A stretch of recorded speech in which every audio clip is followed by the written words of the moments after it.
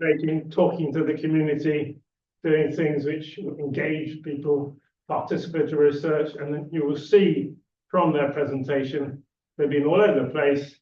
I'm really, really privileged to have them here today.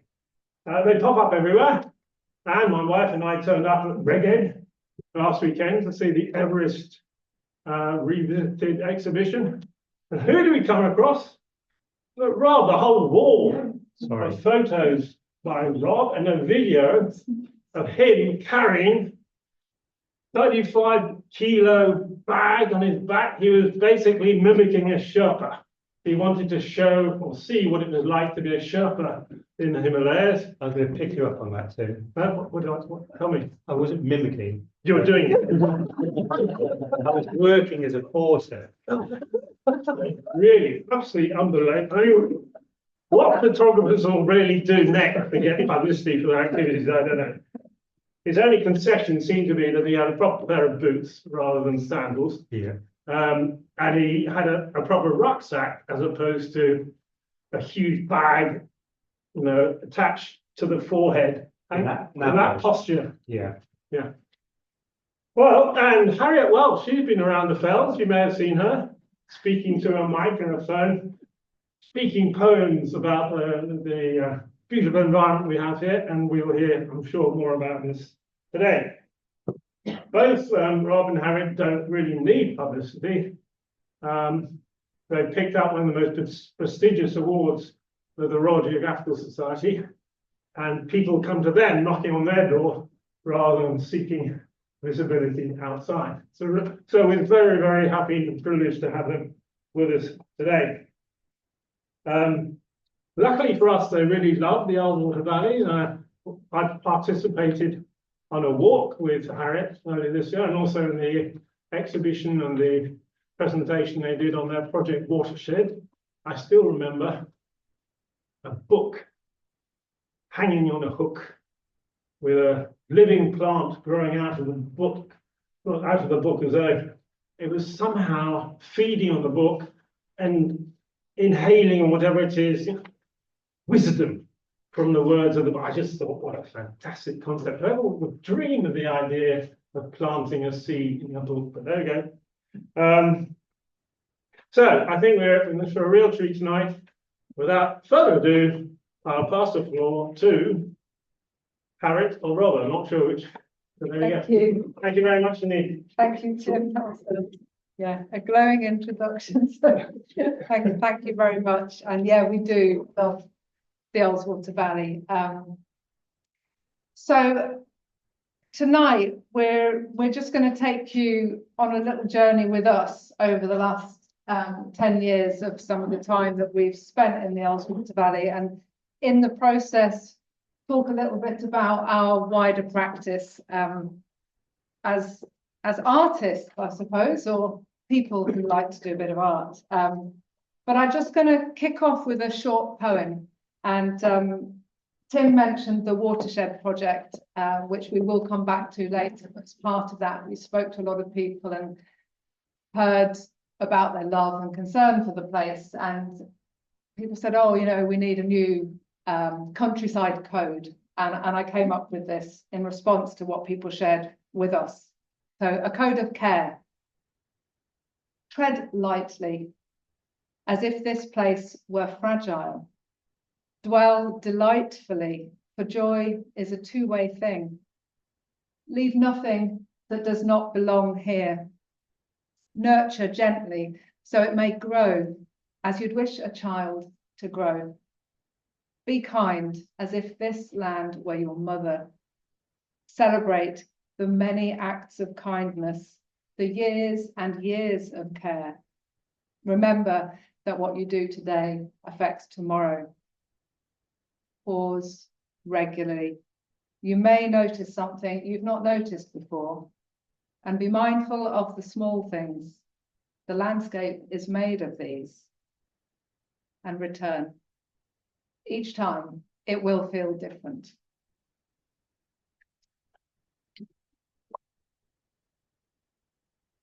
Don't encourage her. should only read more.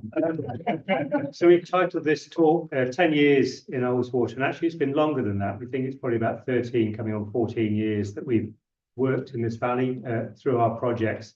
And a lot of that time we tend to spend outdoors, obviously, because you come to Ullswater, you want to be outside and experience the wonder and the joy of this place. So we've camped in it, walked in it across all seasons, all weathers, and just really enjoyed getting to know the place better. Yeah, and we both probably started coming here about 30 years ago. So Yeah, I was but still that at was school. without work.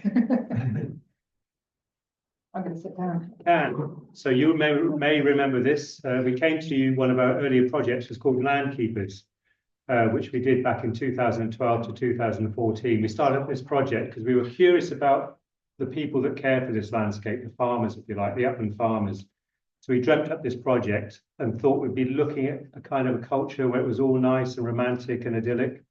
And then very quickly we came to realize how political it was, how challenging it was to manage a farm in this landscape. And that's not gone away, of course, it's still challenging. But we also got to know it from many other perspectives, the people who work in conservation groups and land management groups. So it was just a real steep learning curve for us to actually understand more what this place is made up of. Before you move on, I think just for the benefit of the Zoomers as well, this is an extract from the book that we made as part of the Land Keepers project, and the image on the left is one of Rob's large format images. He'll show you later. He uses a large format camera with real film, and we paired it with some words taken from interviews. So I'll just read the words here before we move on. And this was taken from an interview with Sam and Candida Hodgson. Thanks, Cam, who's in the room tonight. I'd like to pass on the fact that we've looked after this landscape. The walls are sound, the woodland's doing well, and any hefted flock we leave is better than when we took it on. Ultimately, it's about passing on a message that working in this landscape is really important. And that was back in 2012. Yeah, and as part of that project, we also got out gathering. We love going on gathers, you know, it's where the action's at. So we spend a lot of time in the fells with many different farmers bringing or staring at the back end of many sheep as they've come down into the yard, which has been a good thing. And this is one day I'll never forget, going out with Gavin Bland into Nethermost Cove to pick out the sheep. And I phoned him up the night before and said, well, we've been needing crampons and ice axes because I knew it's going to be deep snow. And he said, no, we won't be going anywhere stupid like. And then we went to lots of stupid like places for 5 hours. I didn't have anything to eat, so I was scooping up snow and just like trailing behind Gavin, who was a champion fell runner. That kind of led us on to the Longview, which is our second entanglement with the Lake District. 2 years with 7 remarkably ordinary trees, as we termed it. So we identified 7 trees across Cumbria. The one on the left, the Little Asby hawthorn, is outside the other side of the M6 in the Westmoreland Dales. So we spent a lot of time over that period outside, once again, all weathers, all seasons, being with these trees, experiencing the space. And one of the trees, as luck would have it, was what we call the Glencoyne pine, which hangs above Glencoyne Farm on the rise to the sort of the southern side of the bowl there. And we've come to know this tree very well over the years. We still visit it now. We still go back and forth, and we still go and say hi to it, and we still experience that same view.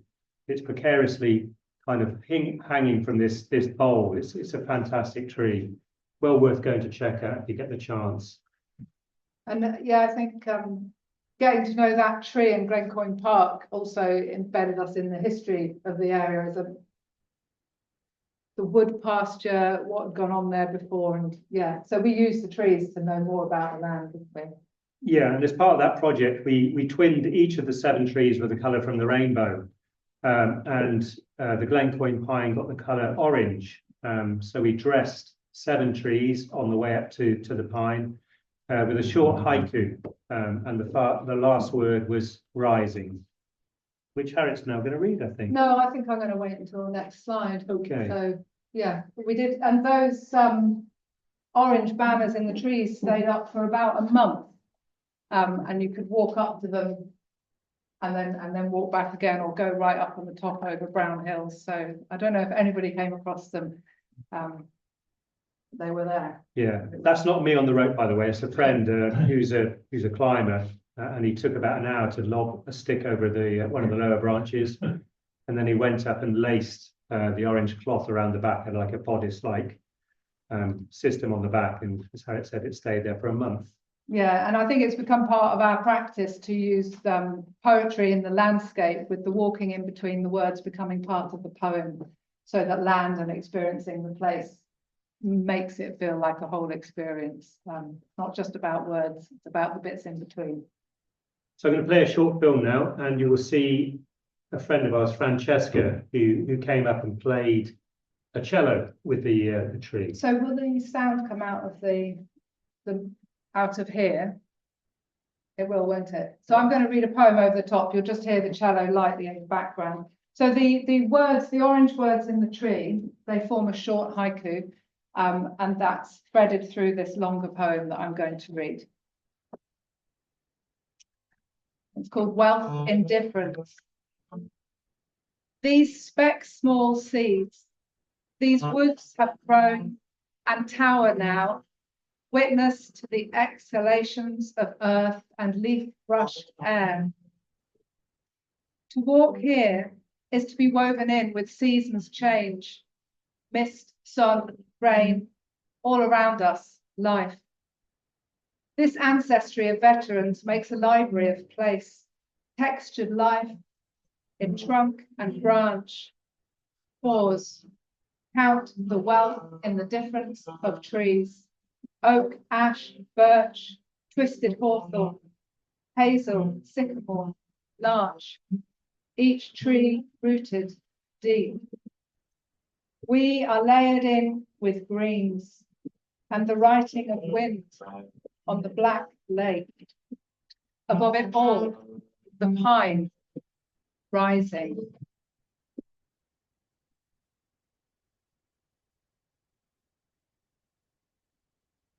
That was a very lovely day. We wandered up with Francesca and she just played with the wind. There was no script, no score, was there? Just got on with it. Yeah, it was quite strange because after she finished playing for about 5 minutes, there was a ripple of applause from the rocks above us. There's these people we hadn't realised had walked up and peered over the edge, and they were just like sitting enjoying this music being played. It was October. It was a stunning time. Each of the trees we paired with a local primary school. So we took the whole of Patterdale Primary School up to this tree, from the Weans all the way up to age year 6. And yeah, I think it was quite memorable for some of those children. Some of those children still, who we've met in later years, remember it very well and still remember calling it the Glencoyne Pine and passed on that message. So it was a good day. I think the feedback we got from the parents was that the children slept very well that night because it's quite a long walk. As part of the legacy of the Longview, we managed to get involved with the Woodland Trust. They were one of the sponsors of the project, and we were invited to take part in a bigger project they were working on at the time called the Charter for Trees, Woods and People, which was an 800-year reinvention, if you like, of the original tree charter. So they gave us and 7 other artists around the UK a commission to actually celebrate that event. And we came up with the idea of creating what we call 3 tree folds. It's kind of subverting the old sheepfold idea. So we worked with a local stonemason, Andrew Mason, great name, to produce these 3 across Cumbria. And this is the one in Glencoyne Park. The local children, again, school children, came along and planted themselves, and an oak tree with Steve Dowson's help from the National Trust. And then last year, this is what that tree now looks like 7 years on. Steve literally ripped a local oak tree out of the ground that morning, you know, one that was from a seed, very local, doing really well, came in a sack, shoved it in the ground with a school kids, walked away, and now look at it. Yeah, it's doing really well because it's got the local genetic kind of resilience, I think. And so this is one of the pieces that you will pass if you follow the Ullswater way. And like Rob said, this is one of 3. So the first one is on Little Asby Common, which is over in the Westmoreland Dales, Yorkshire Dales National Park. The second one is in Grisdale Forest. That one has an aspen growing in it. And this is the third one. And each one has some words inscribed around the edge. And this holds the last part of the phrase. And together they read, In this circle of land's bones, moments gather into wood. Seeds, ideas, earth, light, elements entwine, a slow graft of time. And then for this one in Glencoyne, roots deep, years weathered, taking the long view. We've done many walks over the years to this, so it's 7 years since it's been in place. And again, you'll know it very well, Cam, and the cows like rubbing on it. So. Kind of following on from that and picking it up on the idea about how we interrelate with place, you know, how we're embedded in place.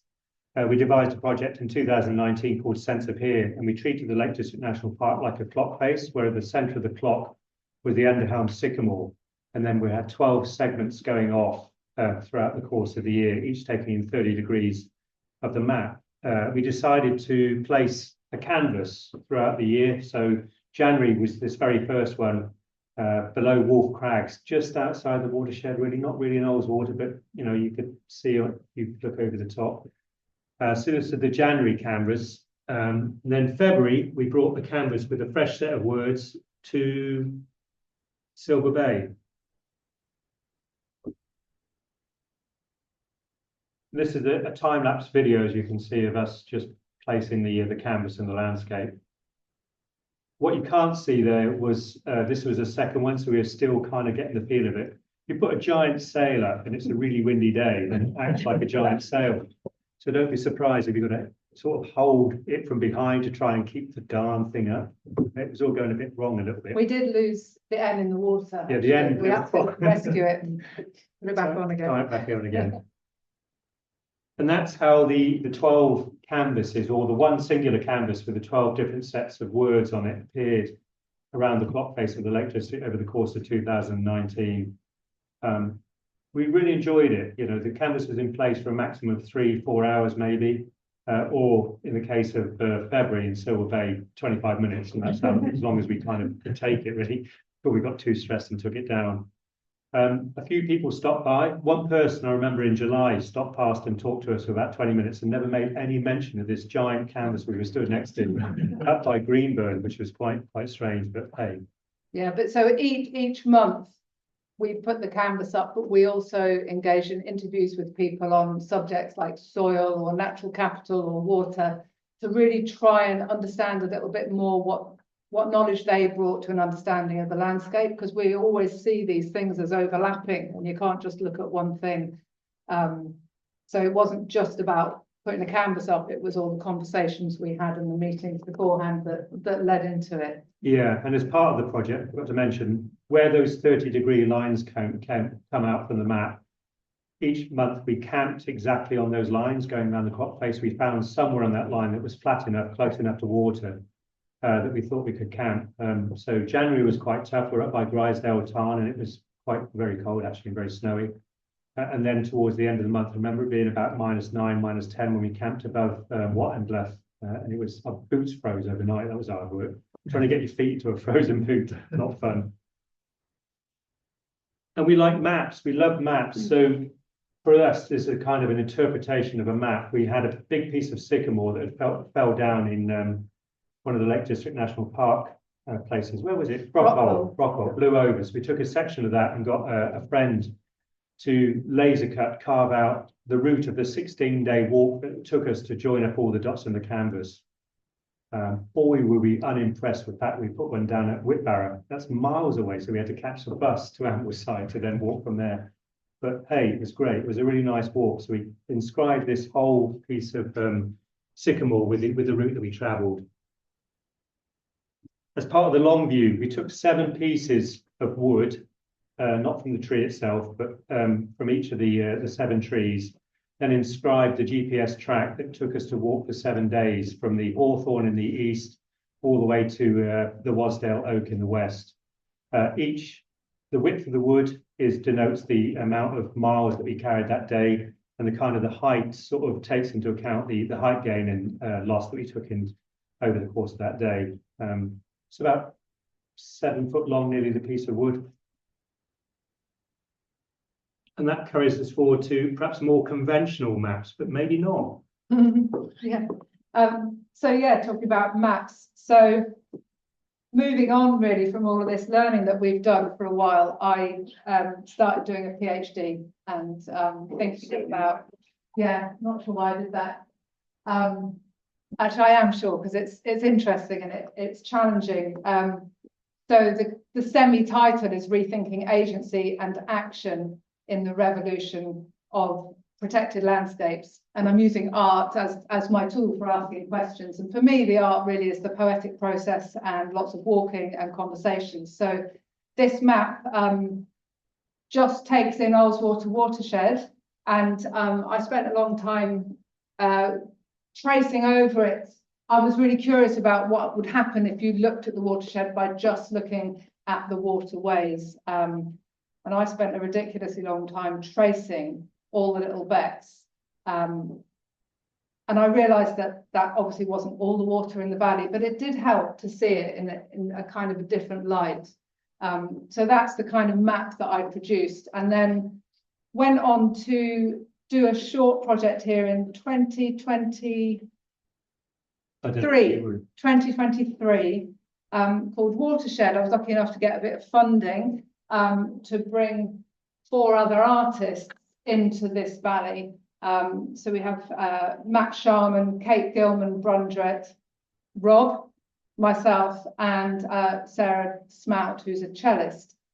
And we came here thinking about how we might learn from people in the valley and from the valley itself and begin to ask questions and then reflect that back in the artwork. And so the project started here in this village hall after a few preliminary conversations with others to check that, you know, some people were up for it. And so we sat in a circle in the village hall and had a conversation about what mattered. And from that conversation, as a group of artists, we selected some questions that we were going to go out with. We each met 5 different groups of people, asked the same questions, and then built our artwork in response to that. So you'll probably recognise a few of the people in that picture.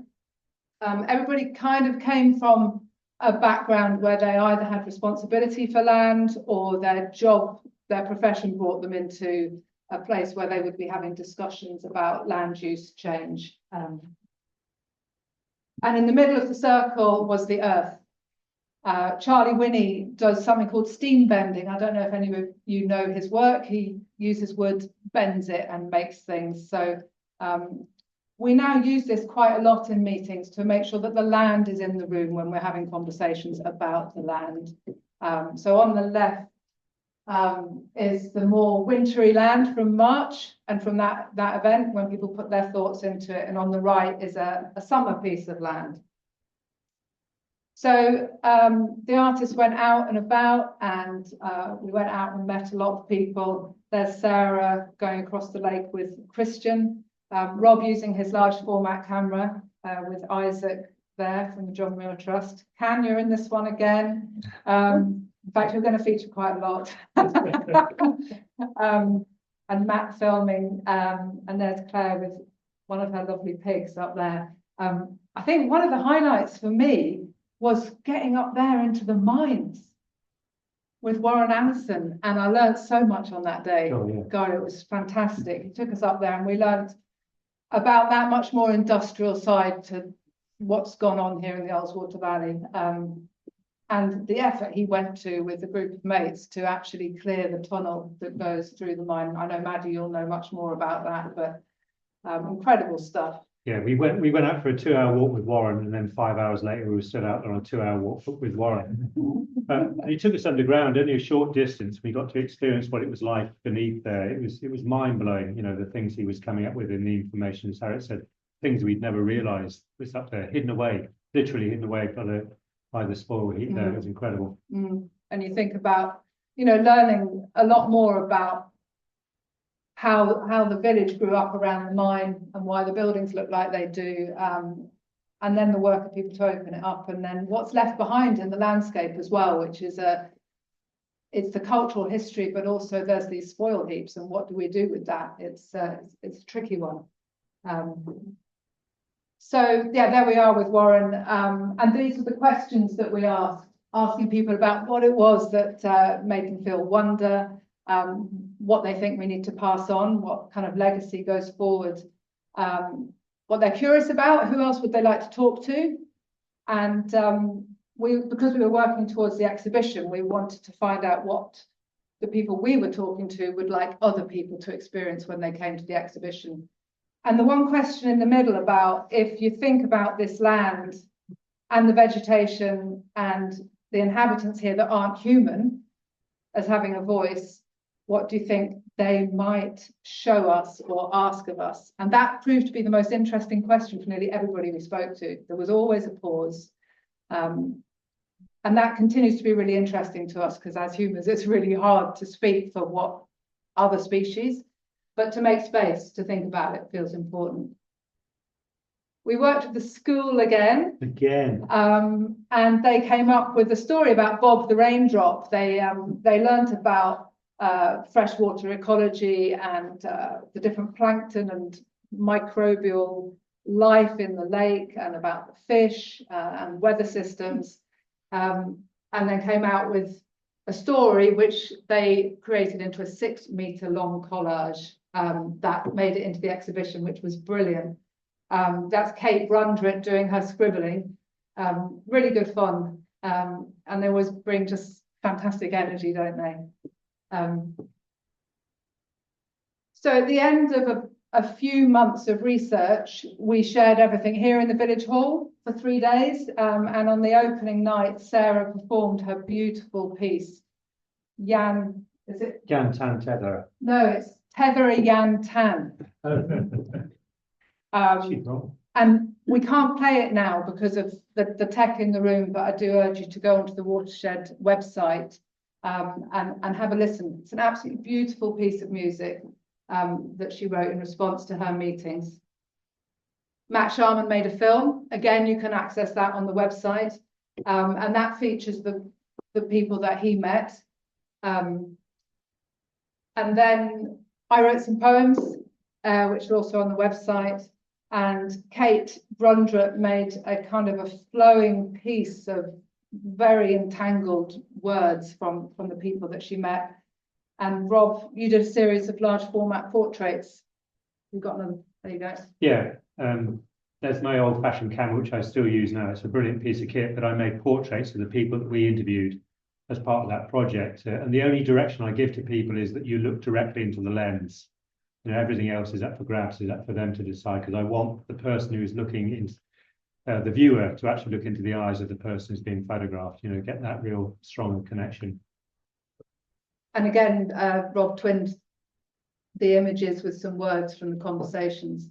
There's the book that Tim referred to earlier, and the plant that's growing in it is actually a downy willow.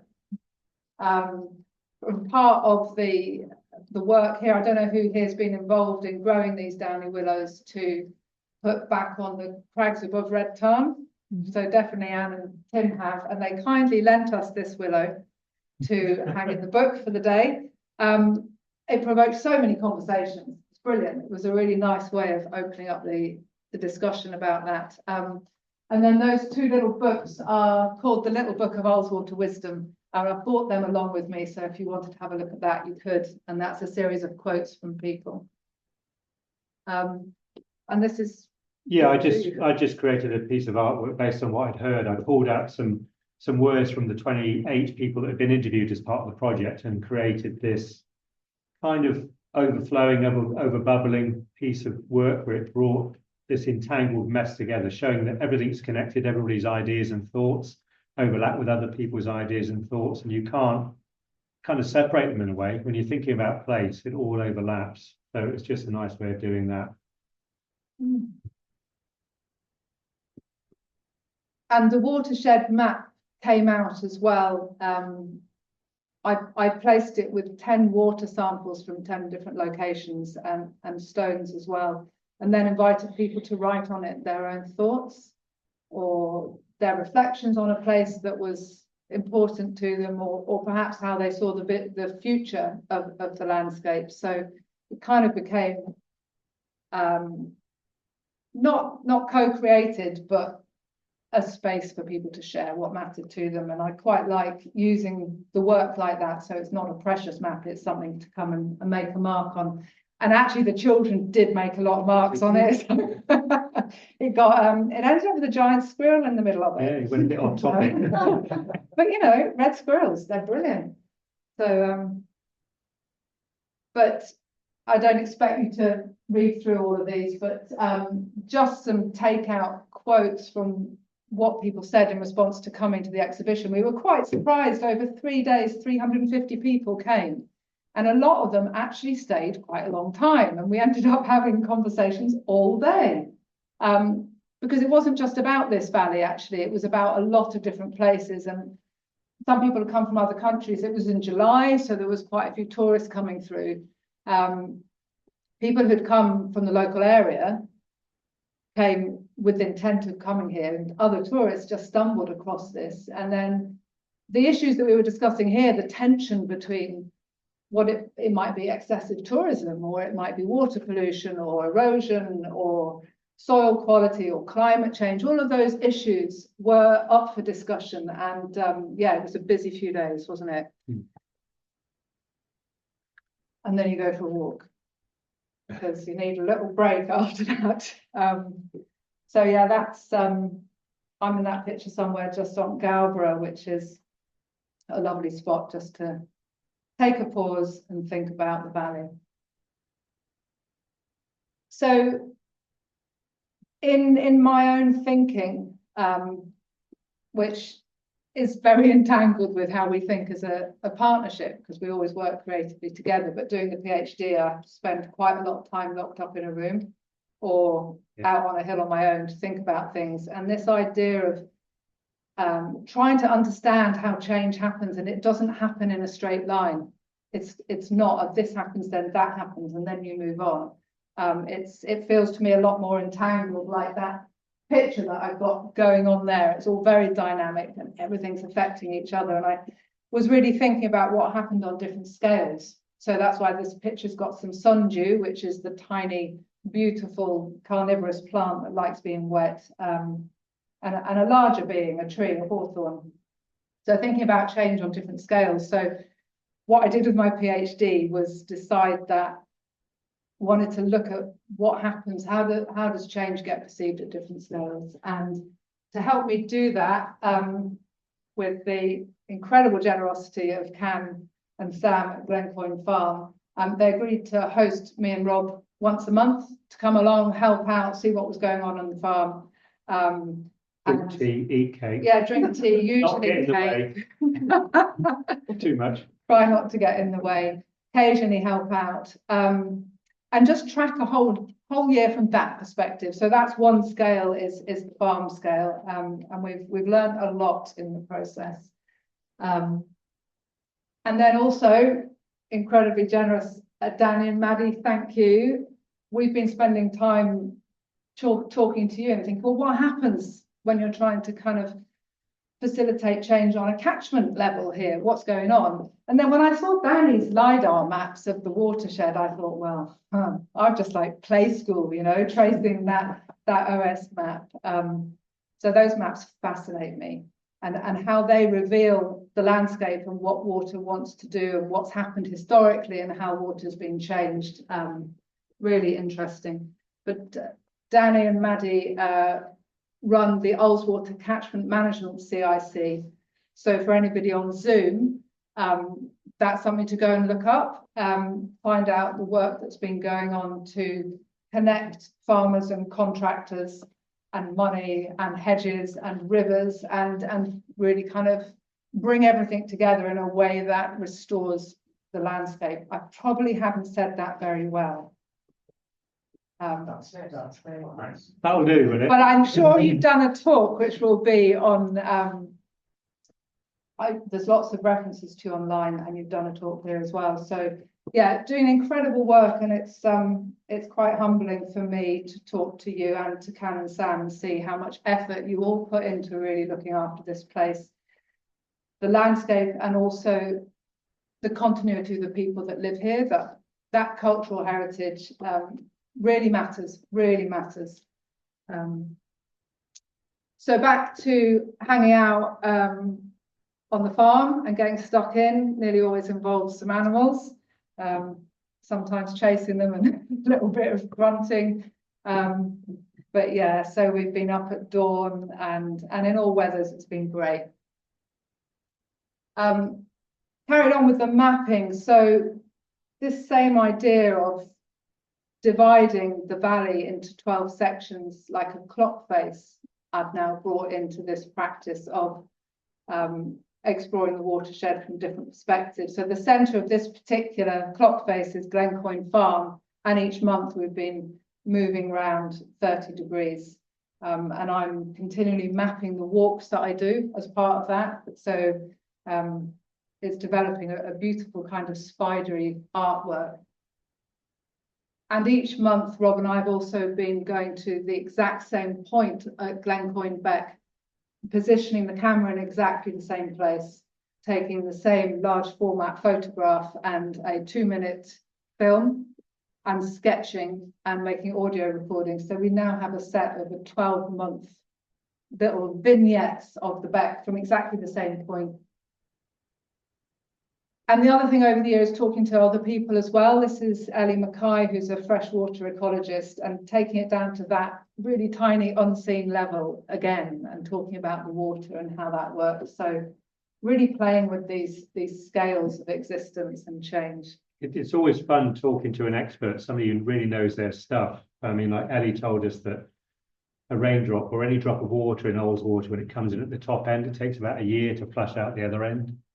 It can take 25 years to actually percolate through the land. So it lands on the top of the watershed, and it can be about 25 years because they've mapped it or traced it through using chemicals that are way beyond my care to actually come and appear in the lake itself. So, you know, it's a funny thing, you think change happens or might happen quickly, but it takes a long time for these things to actually seep through the landscape and move on. For those weird creatures, Daphne, I think they're called. Those are Daphne. Does everybody know? Yes. They're Daphne. Yeah. Who's a Greek goddess? No, it's the little thing that is in the lake. There's no pike in the lake. Am I right saying that? Yes. Yeah, okay. I remember that.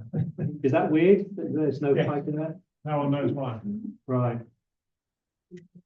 But we will, because there's someone who's going to come and do some research on this at the end of this year. So hopefully we'll get some more elements. But as far as I'm aware, no one has a good reason, has a clear understanding why they don't pike. Pike in Windermere, but not here. Yeah. Well, there's Shelley here as well. But Shelley are very rare. red tarn. Yeah. But no pike. And yeah, so Gold Reel Beck that you talked about, that's a story for another day, isn't it? So yeah, the title of the talk was Ongoing, and I think that's because I decided to call my poem Ongoing. So the other thing I did, kind of responding to what I've been learning every month, I come up with a very short poem in the very last day of every month that tries to distill what I've learned. And then I set myself the challenge of remembering the poem and filming myself speaking it while walking in one of these segments. And actually, it's been really, really good fun. It's been a challenge every month, but I did manage to do it. The very first words of the January poem were "here with moments moving on." And I didn't know what would happen, but I did get to December. And they're all up on YouTube. Again, I'm not going to play one because it's a bit tricky, but what I've done is each month begins with the word that ends with the last month's poem. And so the last word in the December poem is "here," which then starts the January poem. And I'm not going to play the actual video, but I'll just read you the September poem. The images on the screen are from a gather. So we went up with Cam and Amelia and Sam to help or watch the sheep being gathered in down through the bowl of Glencoyne. And then after doing that, I read the poem just next to the sorting pens. So if you do look at it on YouTube, you'll see the sheep being sorted behind me.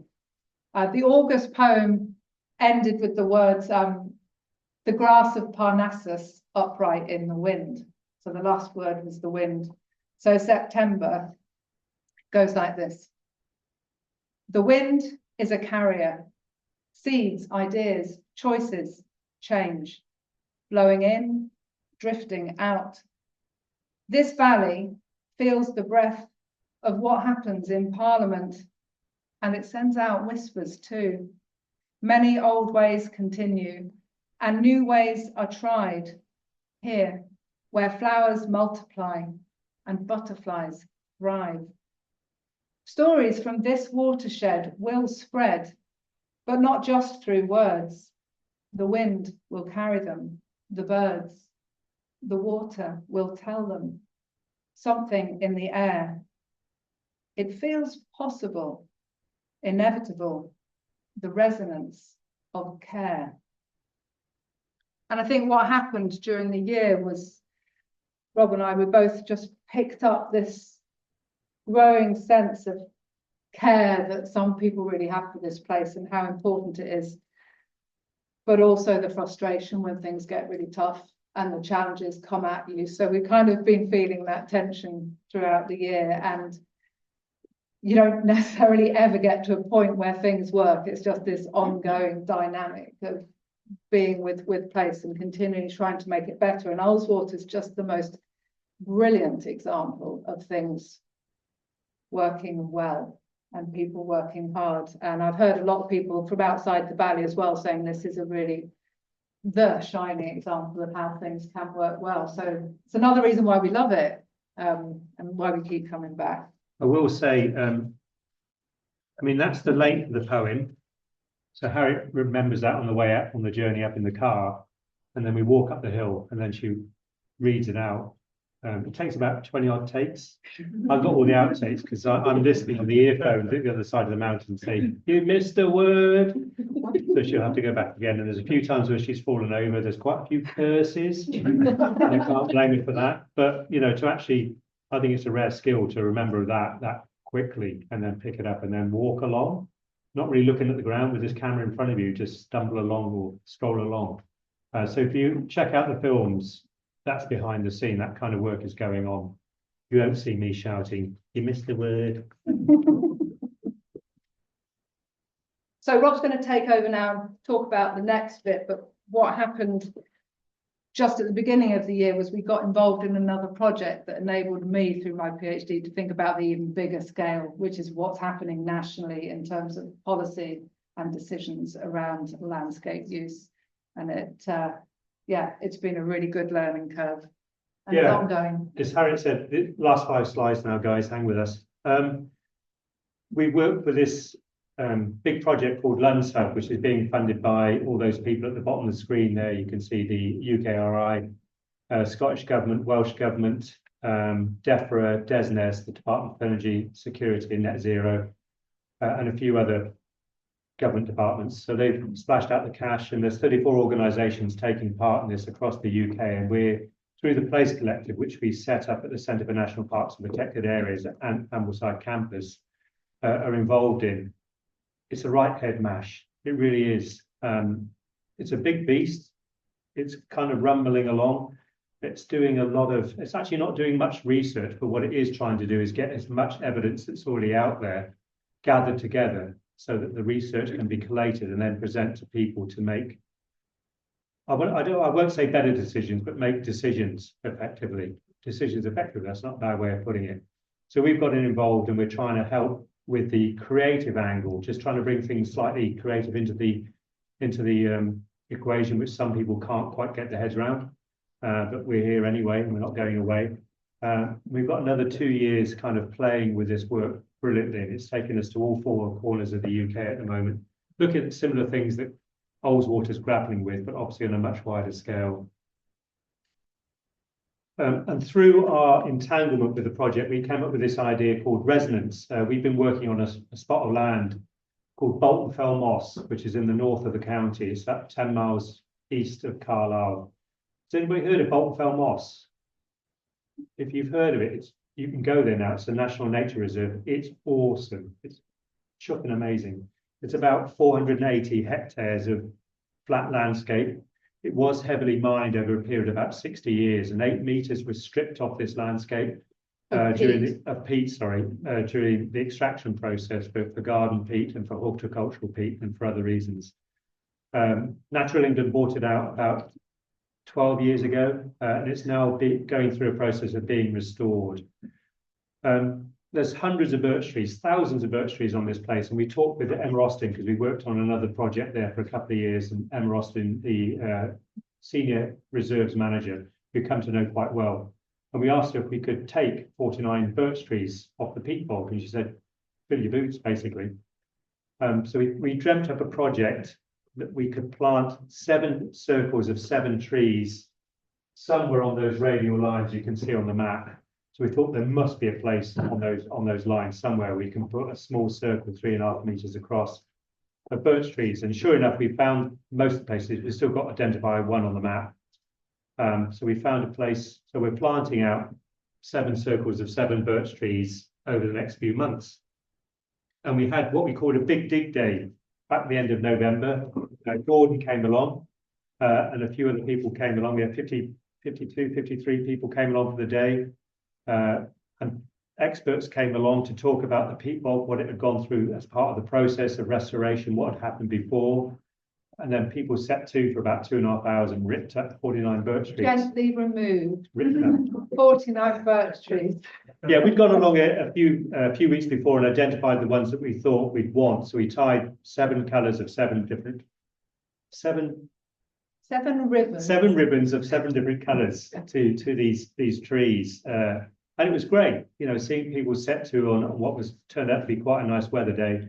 Then the second half of the day, we went back to the local village hall, had a meal, and then had some conversations about the place. Low tech, no Wi-Fi, no kind of presentations, just people talking about their stuff.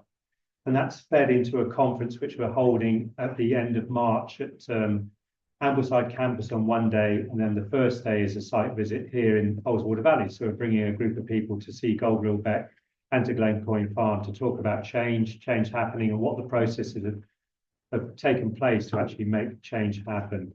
And hopefully some people will listen to some good stuff and come away with some good ideas.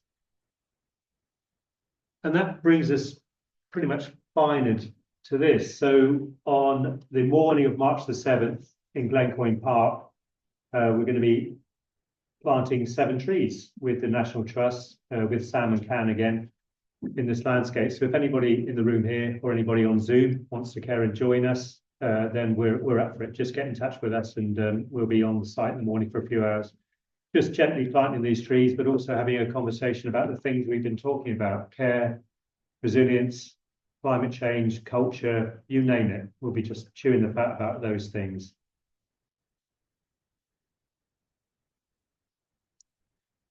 And we thought we'd leave you with that thought. It occurred to us when we were doing the watershed project. Actually, it might have been during the Sense of Here project, I think it was. Wherever we are, all our heres are connected.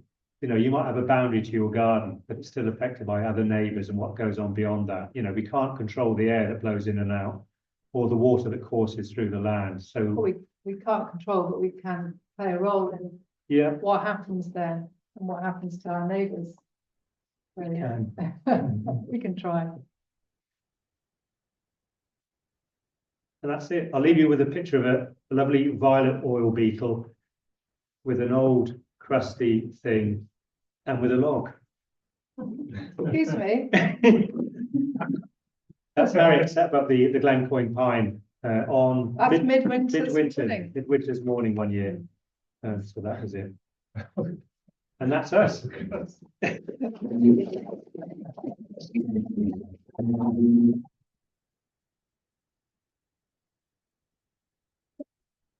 That was a very, in a sense, humbling presentation. You're 2 unique characters who managed to give voice to nature. You're almost an advocate for nature, but doing it through your creative skills and your genius, finding ways and means of reaching out and touching senses. And we don't think of, because I do my day-to-day activity. So you have a very special role here, and as I said, I feel very privileged. So you've decided to come to our valley. You've given so much time, your inspiration, and it's not a cut off. I'm hoping that what will come from it, I'm sure, what you hope at the end, because you mentioned the word legacy, is I hope that your influence will live on and other people be inspired and take that story to the next level. So brilliant to hear from. Let's start off with the audience here. Any questions?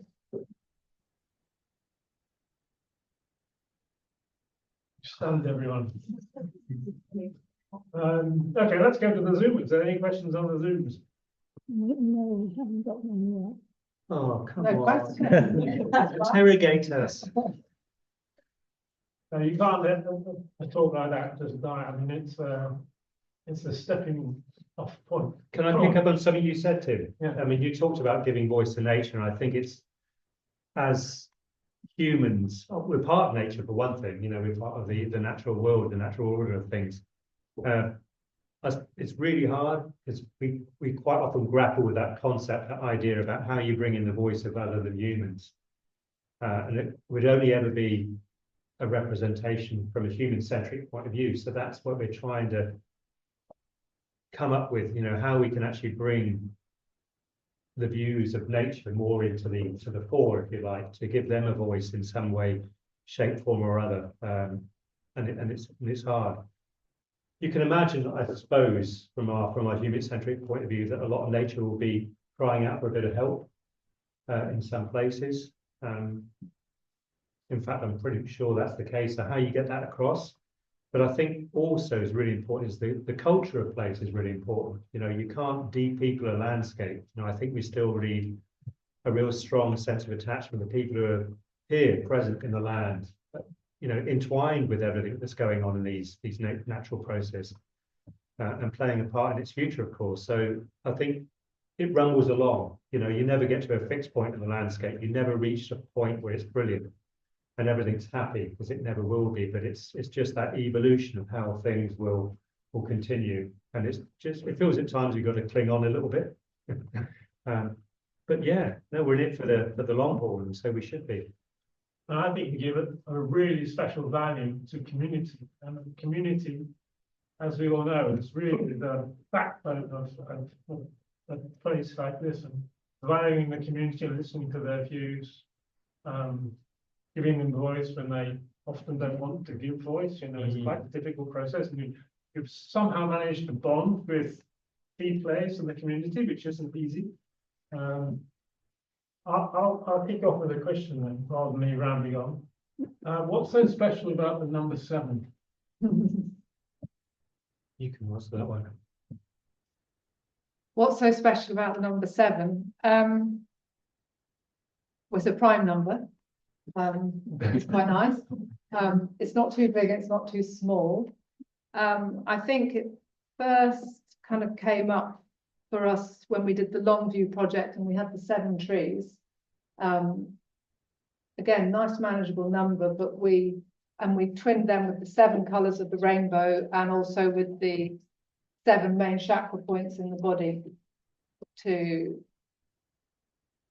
use that as a jumping off point to talk about the different ways we feel about things, the different ways things are connected, and the idea of journeys. 7 it occurs in many different cultures across time as one of these numbers that can be part of a journey or can have a deep meaning, and it just feels like a very nice number. It's magnificent. Nice. Magnificent. Yeah. You'll bring up. Yeah. Yeah. I think it's not an even number, and that seems to matter. Don't know why.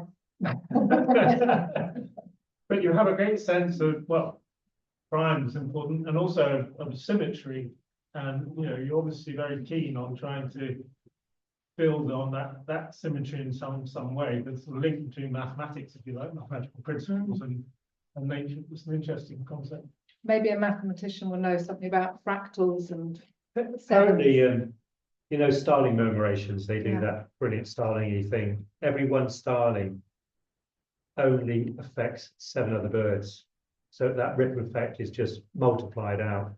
There's some, I think New Zealand scientists spent a long time staring at starlings and doing something and worked out that one starling affects 7 others. So, you know, there's got to be something in that number, or maybe not. We like it. We have some questions from the Zoom. Go on then. Go on, Go on then, Question. Paddy. No, I might go for it. I'm just interested how you feel about, you know, your influence, because obviously you work across a wide range of organisations, you know, for everybody, don't you? Can you just speak up a bit because we still haven't got the I'll I'm repeat, sure we can try and we'll repeat fix the it. question back. No, it's for the Zoom. Yeah, Oh, we'll okay. repeat the question back. Thank you. Yeah, so how do you feel that your influence has had an impact in what you're trying to obviously, you know, do and what you produce, and obviously how all we all feel about it, it's wonderful, but how do you feel in a bigger scale of working at the DEFRA and, you know, national parks and all those sorts of things? I just wonder how you feel, how that impacts them. And how to think about it. Good question. So Maddie asked, how do we feel about the impact we might have on other people that we work with outside of this valley, like national parks, or if we happen to be talking to people who work at DEFRA or something. It's a good question. I don't think Rob might answer differently. I don't think we ever know necessarily what that impact might be, but people do feed back to us that there's something that, and there's a lot of artists working in this kind of sphere, but perhaps somebody who works as a scientist or is in charge of policy or modelling, the art gives them a chance to think about their work in a slightly sideways way, maybe, and reconsider how their work fits. We also really try to make work that allows somebody's perspective to be seen and heard by somebody else who otherwise wouldn't see or hear that perspective. So whether that's in person through a participatory activity or through a book or a photograph or a website, perhaps it opens up a bit of listening that otherwise wouldn't be possible. And we do get people saying they really like what we are doing and they want us to come and do it somewhere else. So there's some kind of impact. I think I find it hard to articulate it. I think picking up on that, Maddie, I think most of the conversations we prefer to call them, we've done over the years, sort of 15 years coming up now, have generally been outside. You know, we don't like talking to people in white buildings or white wall buildings too much, because you've got no reflection of the place there, no reflection of the landscape, which we're all talking about. You know, so we like to take people outside, go for a stroll, and actually be in the space that they're comfortable with. And I think that's really important. Being in a space where people are comfortable to talk seems to make for an easier conversation. And I think wherever possible, we like to bring the land into the conversation too, rather than having this abstract idea about what land is or what place is. And finally, I think what we try and do through the work, we call it data of the heart, because a lot of times data is about figures, facts, numbers. But to actually get out and to be able to camp, because we can, you know, we've got all the gear and all that, to be camp in midwinter and experience that biting cold or the wind or a storm, you know, it is about accruing something which is really human, you know, to be putting yourself in a position of vulnerability and feeling small and humble, I think is a nice thing to be able to do. So yeah, data of the heart, I think is really important, I think. And I'll just quickly say something else, because I know we've got a question on Zoom, but I've been thinking more that art is a verb. It's not a thing that you put out on the table or you look at, it's a verb. So what are you doing? What does it enable other people to do? And at the Resonance Big Dig Day in November, we've just been looking back at some of the films that were taken and what people were saying. And somebody said, it's like, you're out on the bog, you're feeling the bog, you're touching trees, but there are scientists, there are land managers, there are artists, and there are people from DEFRA all having conversations together. while smiling and digging up trees, and something happens in that space that otherwise can't happen. What the impact is remains to be seen. Right, so we do have some questions on Zoom. The first, But we can make up the question then. the first one, could you circulate a list of the websites? Okay, Yeah, And we will pass that on. yeah. Right. The second question is from one of our international Zoomers, Diana George. When you ask people about the response from I'll rephrase that. When you ask people about the response from non-human things in nature, what kind of things did they say? oh, good question. Do you know, I should have bought a list. A lot of people said that they felt there would be either help because we're in a really bad state, or leave us alone.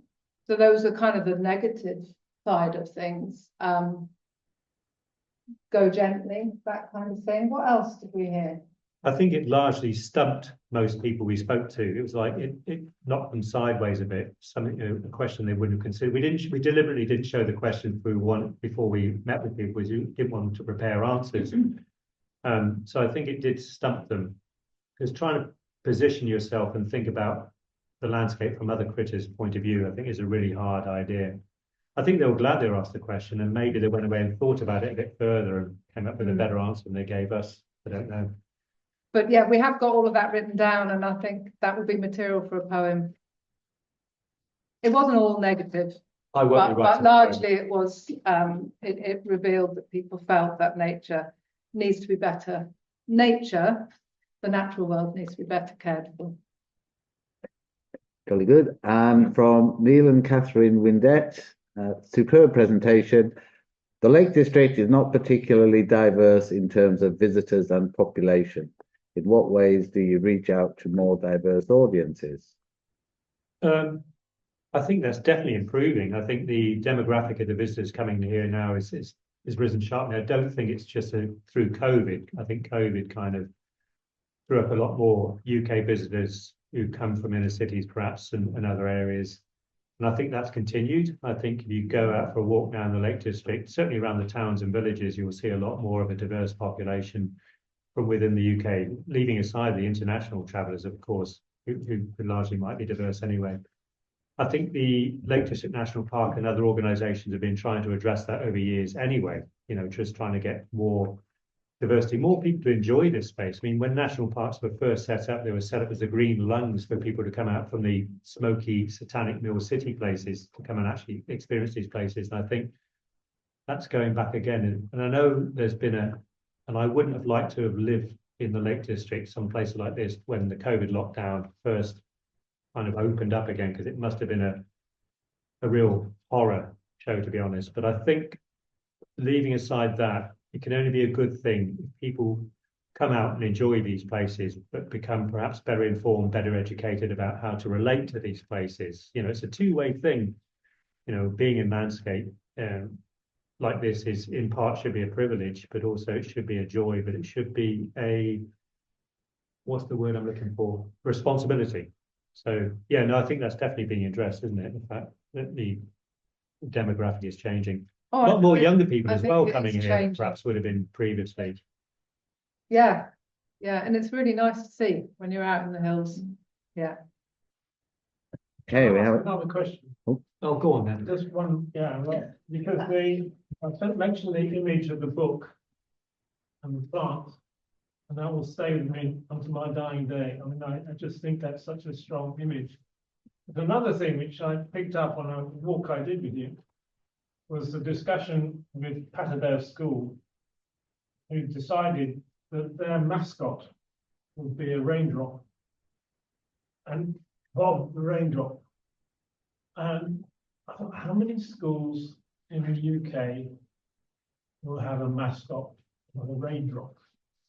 And what's the origin of that? I mean, did you provoke, that's my question, I can't remember whether the raindrop was there before you arrived, or whether you somehow sowed the seed that, you know, Well, yeah, so we went into the school as part of the watershed project with Kate Gilman Brundrett, and she had spoken to Ellie Mackay beforehand, and we'd all had an overview of a little bit of ecological perspective of the lake and the watershed, and I've visited Danny and Maddie and learnt more about the water flowing. We went to the school and we talked about how water flows through a watershed, and we went out and walked and we looked up towards Placefell, and they talked about the rain coming and how long will it take to get to Cooley Bridge, and this idea of a water drop taking about a year. It's called a retention time, I think. And they thought about rain and they thought about plankton, and then they all had this idea about how would they create a story, and they came up with the raindrop and the journey. But we were talking about water and its journey and the different ways that the land behaved and flooding, and they were all very aware of flooding. And it's not just about telling a story about a raindrop. It's what impact how does water behave in a landscape? What happens when it floods? What happens when it's dry? What happens when it's polluted, or if it's clean? And I think Bob was named after a sheep that they were looking after that had died. Oh, that was the dead sheep. Yeah.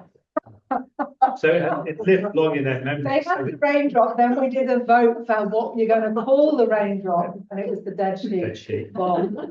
there's another story behind that, because to celebrate the coronation of King Charles, a mural was painted on the wall of Patterdale School. And they came up with the idea of having their mascot at that time, a sheep, in the carriage, in the gold carriage. And a couple of days after this event, What she died? The sheep that was sitting in the gold carriage died. So they had to find some way. Yeah. What are they going to replace the sheep with? There's a raindrop. That was it. It was the reincarnation Yeah. of Bob, of many different forms of energy appearing across time and place in the Ullswater Valley. Yeah. You've heard of Bob the Builder, but Bob the Raindrop. No, it was great. Good, give kids an idea, they'll run with it. So it didn't come from, or it did come from. It did come from the sheep. Yeah. The Okay. name came from the sheep, but Yeah. the raindrop We came can't from. take the credit for the sheep. Gordon, I think you were going to say something. Yeah. Yes, there's a final question, but before that, Jennifer Wilson, thanks you for the excellent talk and wonderful illustrations, which I concur with. Ellie McKay asks, Harriet and Rob, how have working on all of those projects in Ullswater changed your perspectives? Thanks, Ellie. I'm going to go first. I think the trouble with knowing lots of stuff, sometimes it can mash your brain a little bit. You know, it'd be nice to come as an accidental tourist at times and not understand everything that's in play all the time, because it does give you some sleepless nights, I think, at points.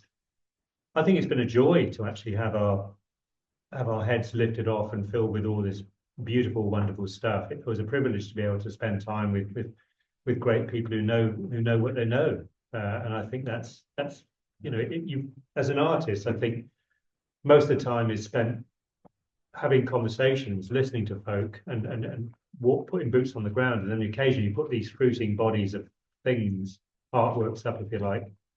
But a lot of the time it's just listening and hearing and feeling it, and I think it's a privilege. It's a job. It's our job. This is. Wow. So yeah, when I first probably encountered Ullswater in about 1986, and then kind of have been getting to know it more, I used to just be a superficial appreciator of the place and absolutely love the beauty and the wind and the sunshine and the freedom to be there. And then And the wildness. I don't think I would have called it wild. Okay. But then learning about, well, what does it take to look after a landscape, or why is the landscape the shape it is?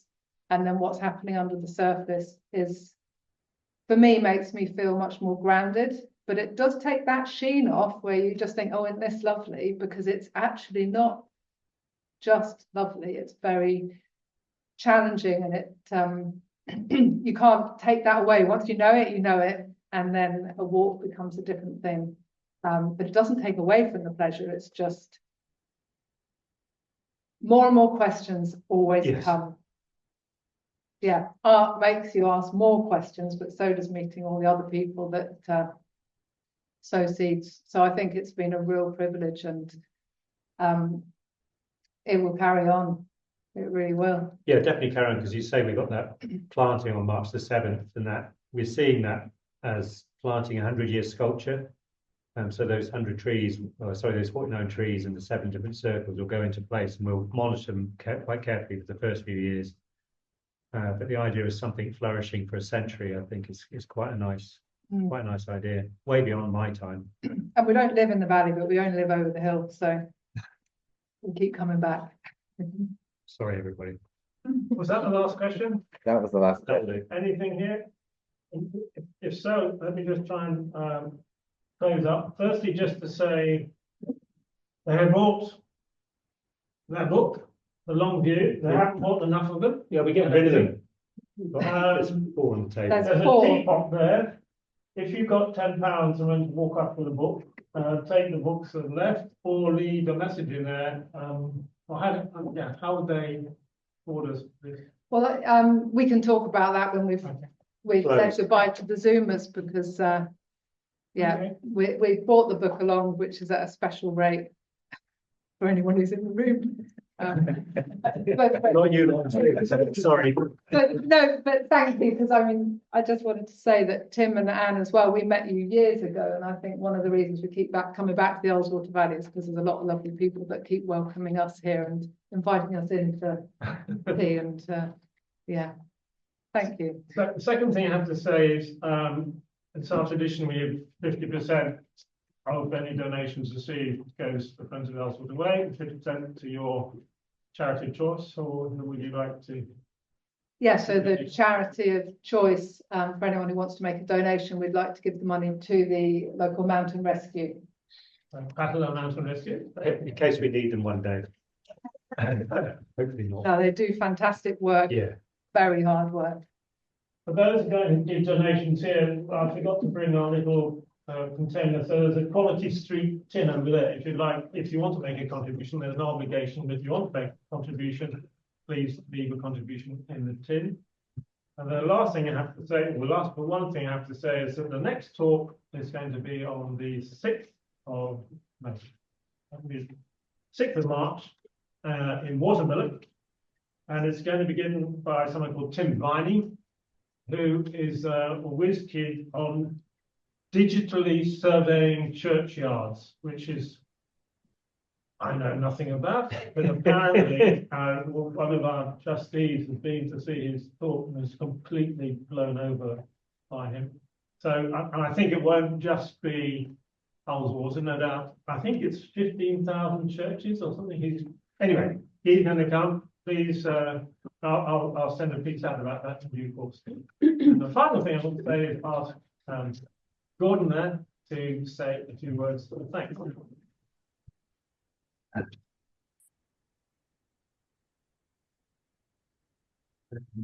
Outstanding. They want me to. No, it's fine. No, it's fine. He would have been looking at Yeah, it. yeah, because it just a nice backdrop. Well, it's always a pleasure to welcome Rob and Harriet back to the Ullswater Valley. And I missed out on the first of their projects. It was only 2023 with a watershed project that I was lucky enough to meet Rob and Harriet. To be honest, I didn't feel lucky at the time because it all seemed a bit mad that, you know, here we are, here's this couple coming into the valley with a cellist, a cameraman, poet, and She was an installation artist, Kate. an installation artist, and they're going to interface them with farmers, land managers, some of the community who might not appreciate the value of what they were trying to do, And they were going to bring them all together, and we were going to do this watershed project. And it did feel mad. Was. And so I got involved, and bit by bit, you could slowly start to see the sense of what they were doing. In a way, watershed, it could have been the moss, the seven birches. It almost doesn't matter what the project is. It's about having this idea that, and then building a community around it of all the different people who are involved, and then using the arts to get people to stop and think about it. And it made me stop and think. And it made me start to look at the different perspectives of the people who are involved, the people who work the land, the people who come to the land and appreciate it. Sadly, the people who come to the land and come to the landscape and spoil it. But also the creatures in the land, and even the little ones that we never ever think about. And you suddenly start to, in this round of different conversations, start to think about the whole circle of the Valley of Ullswater, and now the broader circle of Cumbria that you're doing with the Seven Birches project. Oh, by the way, do go to Bolton Fell Moss. Yes, awesome. You know, they don't just take you to places spiritually in your mind, you know, they'll take you to places physically as well. And Bolton Fell Moss is a fabulous place to go and visit. Give yourself at least a couple of hours. I wouldn't suggest to go there on a warm summer's night and there's no wind blowing, because you're liable to get eaten alive by midges. But it is a fabulous thing. And you look at what has been done to that environment with all of the peat extraction and what is now being done to restore that. It's just a really good thing to be doing, and to have that focus brought upon it that Rob and Harriet do. It's just great. So I'll end, I mean, with your own quote: wherever we are, all our ears are connected. And as I say, it doesn't matter who we are, what our role with the land was. Even if we have no role, we all have a role, really, and that is to help nurture the land, to help nurture the people that are nurturing the land. It's a key and important role. And you are the nicest agent provocateurs I've ever come across.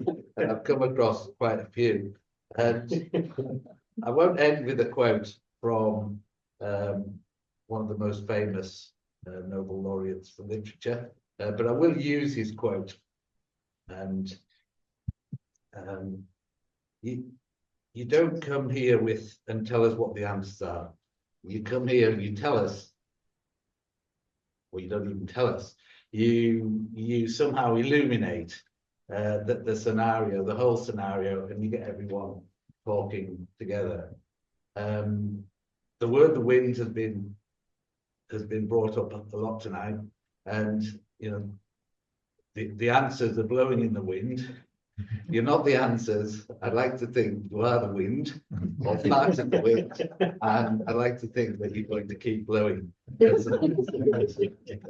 So, Harriet and Rob, thank you very much indeed, and I hope you all show appreciation for the excellent talk tonight. Thank you.